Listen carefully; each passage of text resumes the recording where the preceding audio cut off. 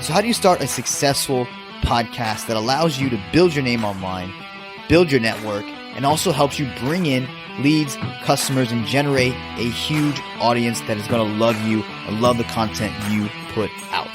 That's the question we aim to solve on this podcast, the Podcast Domination Show. And my goal is to help you figure out what works in growing and monetizing your show and help you implement those strategies in your show today. My name is Luis Diaz. I am pumped to have you here on the Podcast Domination Show. So let's get into today's episode. All right. So we're back with the series of how to launch a really good podcast. If you're looking at the video, maybe this is getting posted on Instagram or Facebook. I am not going to have my slides with me today. I'm just going to read off of them and let you know what we're going over today, which is really building out your pillar content. So to back this up, the last two episodes, we've talked about blueprinting your podcast and then building the core pillars, which are the artwork, the trailer episode, and the title and description, which is basically the main things you're going to need to get onto these platforms and to use that as your marketing pillars. This is almost like this essentially is building out the framework of your show. So it's a trailer episode, and it's getting your show actually onto these platforms, onto Apple Podcasts, Spotify, Stitcher. Let's see some other ones. Let's just call it Outcast, or Castbox, Overcast. So getting your show out to these early so that you can use that real estate as marketing assets, right? So people are going to find your show. They're going to just discover your show organically. Not many, but a few. And we want to have that out there so that we can start to drive people to those links. It's really hard when you say, hey, I'm launching a podcast, or I have a podcast, or I'm starting a podcast. People are like, oh, well, where can I find it? And you're like, I haven't got it up on iTunes yet or Apple Podcasts. So then what that creates is just a dead space. It creates a disconnect. And now they cannot go and instantly download your podcast. They cannot go and instantly sample your show, which makes it a pain in the ass. So that last episode, if you haven't gone and listen to it now, and then come back to this one, because you're going to need to do that first before you do your pillar content, which today is what we're talking about. So two things we're going to talk about today in detail are my 5-step process for building out key content, which is your initial episodes. I'm going to show you exactly the 5 questions you're going to need to answer. And we did this a past episode ago, but I'm going to bring it back because this is what we work through with every new client that we work with when they're launching their show, and helping them clarify that message and helping them really feel confident in what they're putting out. Because a lot of times we think in our minds we have great content, but when we go to share it with other people, it doesn't come out the way you really want it to. So this is why this is important. Number 2, we're going to talk about intros and outros, because I think a lot of people get really tripped up on this. And I'm going to share with you the 3-step and 4-step processes that we use for both intros and outros, and making that super simple so that it's just plug and play. You just fill in a few different pieces of information and you're good to go, and you can start recording.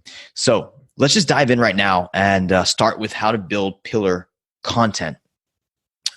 So with pillar content, you have to understand that when you're launching a podcast, the first thing people hear is how they're going to judge you. So if that first episode, that episode 1 through 5, those first couple ones aren't really that good, if they don't really find that your show is dynamic, unique, it brings them value instantly, they're really not going to stick around, because the fact of the matter is there's over 750,000 podcasts they can listen to, and over, I think it's like 31 million episodes they can choose from. So the fact of the matter that they're stopping on your show to listen to your voice and pay attention to what you have to say is a huge deal. And I think we'll get a lot of clients with smaller audiences that don't get the amazing numbers, right? They don't get 4,000, 5,000, 6,000 downloads out the box.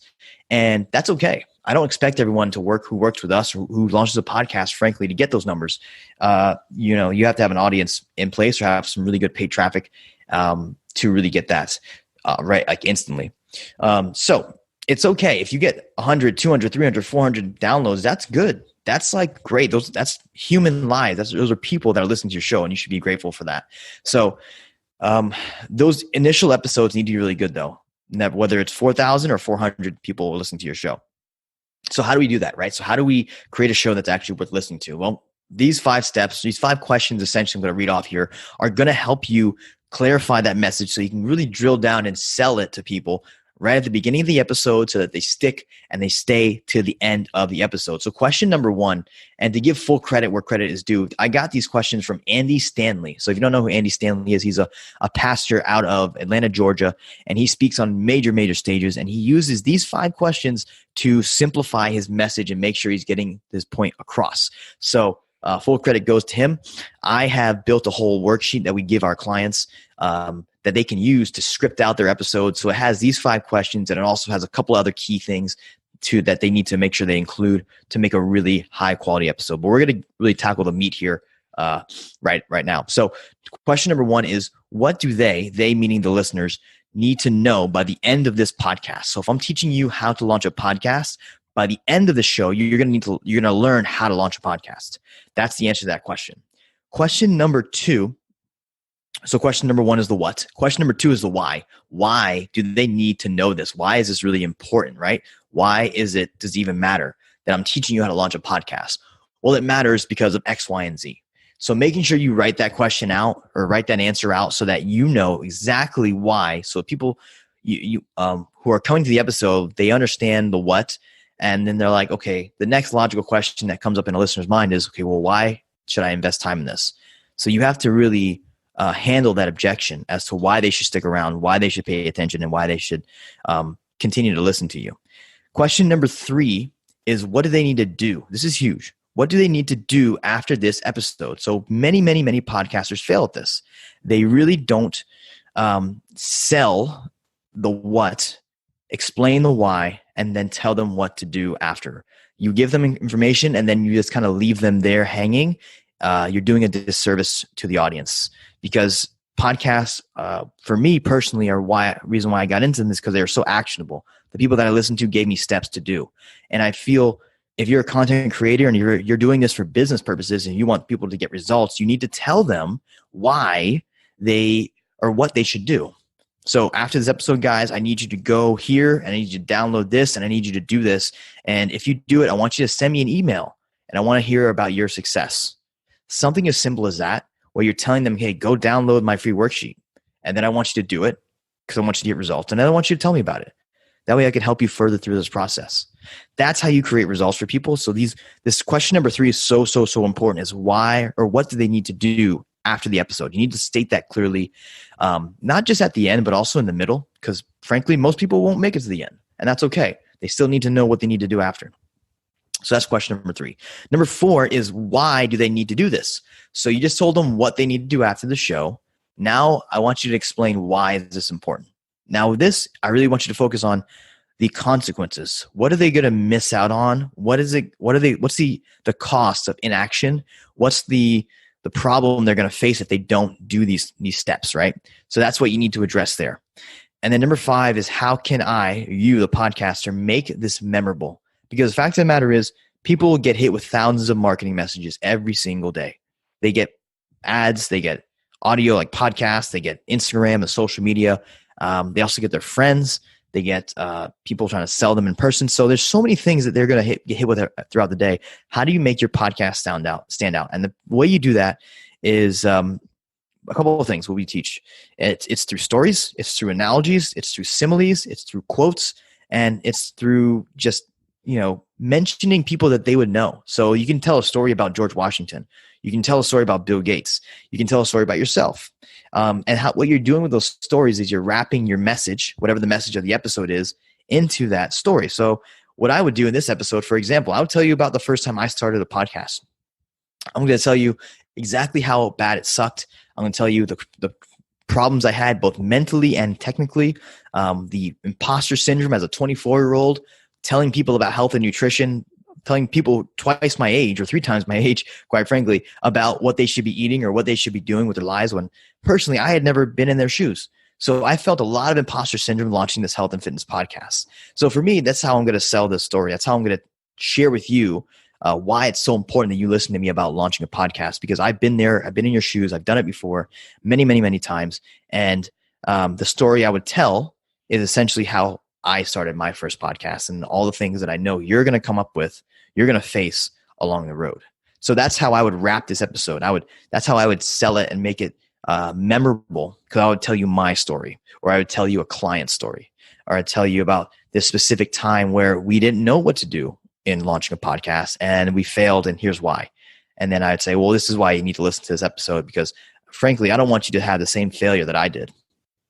So those are the 5 core keys to include, or core things you need to answer before you start to record a podcast. So what you would do is rewind this podcast. You would want to write down those questions, and then also you can simply, well, actually, you know what? I'm going to give you a free, this is my call to action. I want you, if you want the domination scripting worksheet, is what we call it. You can go to, I would say, email my team, hello@podcastdomination.co, not com.co. So hello@podcastdomination.co. Tell them, hey, can I get the domination script that Lewis mentioned in this episode, and then just link the episode in that email, and my team will send it over to you. It's a document. It's a Google Doc. You just copy and paste it, and it's going to allow you to script out all these answers. And I use this all the time when I'm writing podcasts that I'm not confident enough to where I can just go off the cuff. When I need to clarify some things more, I answer these 5 questions, and it helps me so much when I'm trying to create good content that I know it's going to be helpful. So that is how you would plan your pillar episodes. And remember what I said about these pillar episodes, they need to be good. So you need to be talking about things that you know for a fact your audience is hungry for, which is why blueprinting, what we talked about a couple episodes ago, is so important, because if you don't know what they're wanting and what they're looking for and what they're missing out there in the market, then it's really hard to create stuff that's unique, right? So this all fits into a big puzzle, and you'll see as we build it and go along. Most people we work with, we'll take them through these steps, and they don't really see what's going on until we start to pull things together and we see how things tie into each other, and they're like, oh, I get it. So this is part of that. So that is kind of part 2 of building your podcast. That's at least the first part, right? So I said that wrong. I said that really confusing. That is one of the pieces we're going to be talking about today, which is all exactly part 2 of building your podcast. So like I mentioned before, we're going to jump into intros and outros, guys. So make sure this can be an episode on its own, but so you may want to, if you're busy or if you don't have enough time to check it out right now or really dive in, I'd say pause this now and then save it for a time where you're ready to actually write out your intro and outro, because I'm going to be dropping some really good, important, actionable steps for you to take immediately after this show. So probably want to grab a pen and paper or Google Doc, open up your notes in your app and your phone, and take some notes. So intros and outros, a couple things I've learned when it comes to both of them. You need to do these 5 things to really make them effective. Number 1, you need to bring energy. So when it comes to intros and outros, that is the first or last impression you're going to leave on a human being when they listen to you. So energy is key, because guess what? If they don't sense the energy, they're not going to take action. They're not going to pay attention. So energy, and I'm not saying overly excited or fake, but I'm saying have some passion, have some enthusiasm about what you're talking about, right? So when I talk about podcasts, I get freaking pumped because I love helping people launch podcasts that get them attention in the marketplace that also impact people. So when my clients our podcast partners, I should say, get these amazing testimonials, or they get crazy reviews, or they get a lot of thank yous on social media, I feel super pumped because I know I was a part of bringing that show to life. So bringing energy to your intros and outros, number 1, is crucial, and it's going to help your show. It's going to help you get remembered more, right? So when people hear your energy and excitement, they perk up more and they remember you more than if you were dull and boring, right? So that's number 1. Number 2 is don't overthink it. It's pretty simple. It's who are you? Why should I care? What are you going to help them with? Or what are you going to deliver in terms of value? Those simple things. Keep it really, really simple. Don't overthink the intro and outro. The simplest ones are normally the best ones. Number 3, don't take too long. Aim for 30 seconds less. That's what I have in my notes. But I would say, to be fair, 60 seconds is fine too. But I wouldn't really want to go over 60 seconds unless you are a huge, huge influencer. But if you're just starting out and you have a small audience, shorter is better. If you're Tim Ferriss, then guess what? You can take longer on your intros and outros, because guess what? You've earned it over years and years and years of delivering great value. But if you're not there yet, then I'd say shorter is better. Number 4, be different. Be different. Using the voices of your clients, your friends, using different types of music, using sound effects. You've got to be different, because fact of the matter is, It doesn't have to be long. It doesn't have to be tremendously witty, but if you bring energy and be a little different, then you're going to really crush it. And then number 4, it's kind of ties into, or number 5, which ties into number 4, is grab attention, which if you do all the things we just talked about, be different, have energy, don't take too long, don't overthink it, you're going to grab attention, because most people really, quite frankly, screw this all up, or they just do a shitty job at it. But you can do things like asking questions that you know your market is asking right now. So if you're entering their mind, or entering the conversation in their mind, like, how do I get clients on repeat without fail, even if I'm sick in bed? Or how do I get to 100,000 downloads without having to kill myself or spend $1 million on ads? I know my clients are asking these questions, or people who are potential prospects are asking these questions. So I'm going to ask those questions at the front of the episode for an intro, for example, to catch them off guard and to be like, oh, wow, he knows my biggest question. That's amazing. Now I'm going to listen because I think he understands me. So grabbing attention through questions will work, using different types of sound effects. So if you have your audio engineer, I know we've got tons of sound effects we like to play with here. Quotes from famous people that they would actually recognize. Different sound bites from parts of the episode. We do a lot of this for our clients. We're just taking a really exciting part of the episode and just adding it in there to the beginning, and then boom, it just grabs people's attention really quick, enough for them to stick around to get into the meat of the episode. So leading with attention, or getting attention, number 1 is super important. And to remember this better, you can use the AIDA, attention, interest, action, AIDA, yeah. Attention, interest, desire, action. So first one is attention. That's where you got to start off with your intro.